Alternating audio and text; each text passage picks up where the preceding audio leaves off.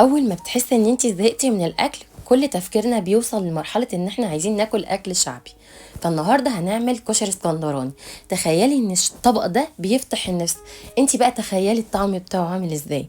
انا جبت حلة على النار عالية وحطيت فيها معلقة كبيرة من السمنة وشوية من الزيت، وبعدين جبت بصلة كده فرمتها ناعم. هفضل اقلب فيها كويس لغاية ما تاخد معايا اللون الذهبي، وبعدين نزلت عليها بكوبايتين من العدس وكوبايه من الرز المغسولين كويس.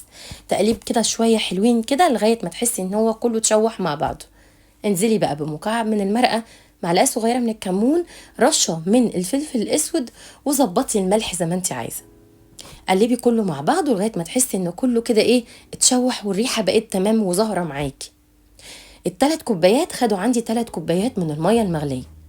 واخر تركايه، انا كنت جايبه بصل ومقطعاه جوانح وحمرته كويس.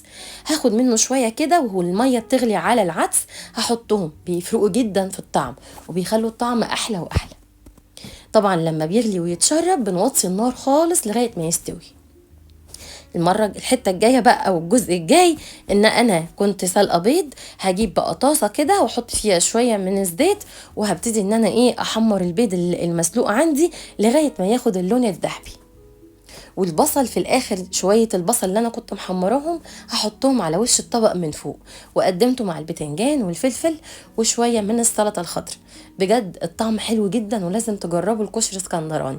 بالهنا والشفا مقدما.